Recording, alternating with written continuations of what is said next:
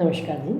मैं doctor Sunita Kamal, SPC government college Ajmer, associate professor and HOD in history department. देखिए विद्यार्थियों, आपके महर्षि दयानंद सरस्वती विश्वविद्यालय में जो एक पेपर है आपके भारतीय संस्कृति के मूल आधार, और उसमें जो ये पेपर ऑनर्स में भी चलता है, पास कोर्स में भी चलता है, उसमें जो आपके एक चैप्टर है भक्ति आंदोलन। तो पिछले वीडियो में तो मैंने आपको ये बताया था कि भक्ति आंदोलन का अर्थ क्या होता है, भक्ति आंदोलन कहते किसको हैं, और भक्ति आंदोलन के क्या कारण थे, मतलब भक्ति आंदोलन क्यों प्रारंभ हुआ। मैं आपको उसमें थोड़ा सा ब्रीफ कर देती हूँ कि भक्ति आंदोलन का अर्थ, भक्ति अलग अलग अगर हम लेते हैं तो इससे आप ये कदापि ना समझें कि भक्ति आंदोलन कोई युद्ध या मारकाट का आंदोलन था। जहाँ पर देखिए आप इसमें भक्ति तो ज्ञान, कर्म और भक्ति, तो गीता में भी आपने सुना होगा, पढ़ा होगा, है ना। और भक्ति वर्ड जहाँ पर आ जाता है वहाँ पर आंदोलन का तो सवाल ही नहीं उठता। आंदोलन वर्ड यूज़ किया है, इसमें किसी लड़ाई झगड़े से कोई मतलब नहीं है। ये एक प्रकार का प्रेम और भाईचारा पैदा करने के लिए किया गया आंदोलन है। भक्ति का अर्थ होता है पूजा, और पूजा कब से प्रारंभ हुई? पूजा जब से प्रारंभ हुई जब मनुष्य ने जन्म लिया। मनुष्य के जन्म के साथ ही पूजा जो है वो प्रारंभ हो गई थी। अब इसमें अलग अलग कालों में पूजा का रूप जो है वो ज़रूर अलग अलग रहा। मतलब आप देखिए कि सिंधु सभ्यता के पहले, बल्कि पाषाण काल से शुरू से ही आप देखेंगे मनुष्य ने जहाँ जन्म लिया वहीं से किसी न किसी रूप में वो भक्ति अवश्य करता आ रहा है। और भक्ति का महत्व पहले भी था और भक्ति का महत्व आज भी है। अब आप इसलिए भक्ति आंदोलन की आवश्यकता पड़ी कि हिंदू और मुस्लिम्स का जब समन्वय हुआ और मध्यकालीन भारत के इतिहास में, तब जब इनका थोड़ा बहुत प्रशासनिक दाव पेच चलने लगे, तब इनके थोड़े झगड़े होने लगे, तब इन दोनों को एक करने के लिए हमारे संत और महात्मा लोग जो इकट्ठे हुए, उन्होंने जो प्रवचन दिए जाति पाति के, समानता के, जाति पाति पूछे नहीं कोई, हरि को भजे सो हरि का होई, काकर पाथर छोड़ के मस्जिद लई चुनाए, ता चढ़ी मुल्ला बांग दे क्या बहरा हुआ खुदाए। तो ये सिर्फ न केवल हिंदू के लिए, न केवल मुसलमान के लिए, ये प्रवचन सबके लिए थे। सबको एक समान समझना इसका प्रमुख उद्देश्य था। तो भक्ति आंदोलन के परिणाम क्या हुए?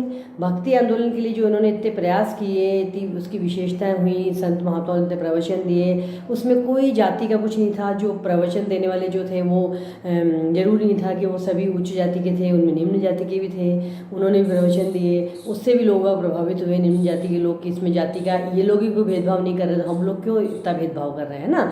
तो इसमें क्या हुआ, इसके परिणाम स्वरूप देखिए भक्ति आंदोलन का जो परिणाम है ना, बिल्कुल जिसे कहते हैं इतना स्थायी परिणाम तो नहीं रहा कि 101% सामंजस्य प्रेम की भावना आ गई हो, लेकिन बहुत हद तक जिसे हम कहते हैं सामंजस्य प्रेम की भावना का प्रसार हुआ, जिसमें देखिए आप समानता की भावना का उदय हुआ। हिंदू समाज में समानता के सिद्धांत का समर्थन किया जाने लगा, और लोगों का, हिंदू समाज में भी और मुस्लिम समाज में भी, और लोगों का जात पात ऊंच नीच में विश्वास जो था वो कम हो गया। तो मतलब लोगों को समान आपस में समझा जाने लगा। अच्छा, मूर्ति पूजा में कमी, इस आंदोलन से, जैसे मैंने आपको पहले दोहा भी पढ़ के बताया था कि मूर्ति पूजा करने से क्या होता है, आप कर्म करो। कर्म क्या है? कर्म ही मनुष्य का सबसे बड़ा धर्म है। जो पुरुषार्थ होते हैं उनमें जो धर्म, अर्थ, काम, मोक्ष बताए गए हैं, उसमें धर्म का अर्थ क्या बताया गया है? धर्म का अर्थ है कर्म। इसी प्रकार से इस आंदोलन से मूर्ति पूजा समाप्त तो नहीं हुई, हम नहीं कह सकते, लेकिन ये है कि कम अवश्य है ना।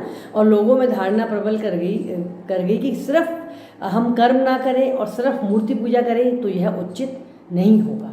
तो उन्होंने कर्म में विश्वास करना शुरू कर दिया। अच्छा, जैसा कि मैंने आपको पहले भी बताया कि भक्ति आंदोलन के परिणाम में पूरी तरह से तो सफलता नहीं मिली, लेकिन आंशिक सफलता इसे हम अवश्य कह सकते हैं। अच्छा, आडंबरों में अविश्वास, जो धार्मिक कर्मकांड और सामाजिक बाह्य आडंबर इतने ज़्यादा घर कर गए थे, उनमें लोगों की आस्था जो है वो अब कम हो गई काफ़ी हद तक। अच्छा, बुराइयाँ समाप्त होने लगी, जड़ताएँ जिसे कहते हैं ना, जड़ में जो जमा चुकी होती है उसको जड़ता कहते हैं।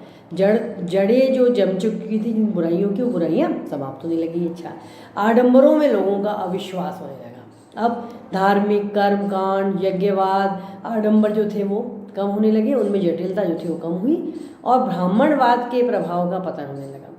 वैदिक काल में क्या हुआ था?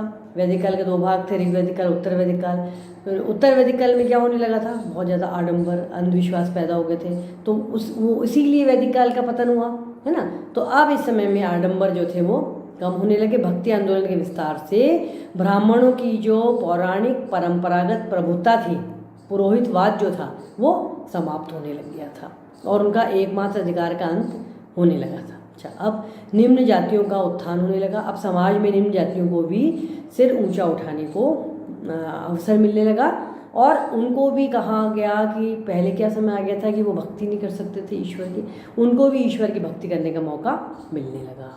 अब इसके अलावा धार्मिक सहिष्णुता का विकास होने लगा।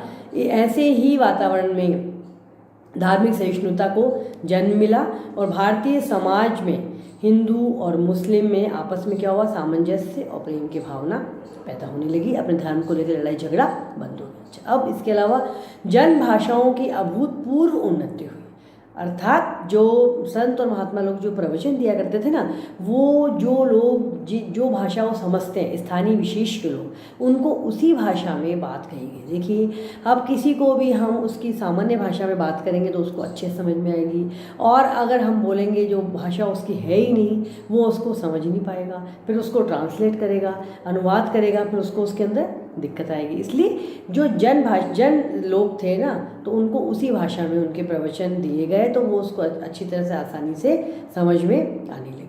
इस प्रकार से भक्ति आंदोलन ने ईश्वर की दृष्टि में प्रत्येक व्यक्ति के महत्व को दर्शाया। हर व्यक्ति का अपना एक अलग महत्व होता है, चाहे वह किसी भी वर्ग का हो, किसी भी वर्ण का हो, किसी भी जाति का हो। ये एक प्रकार से क्या दिया गया, सामाजिक संदेश दिया गया, और इसमें आपस में प्रेम, सामाजिक क्षेत्र में, साहित्यिक क्षेत्र में, राजनीतिक क्षेत्र में, धार्मिक क्षेत्र में आपसी प्रेम पनपने लगा। तो भक्ति आंदोलन के परिणाम यही थे कि इसमें हमें बहुत हद तक आंशिक सफलता प्राप्त हुई। धन्यवाद।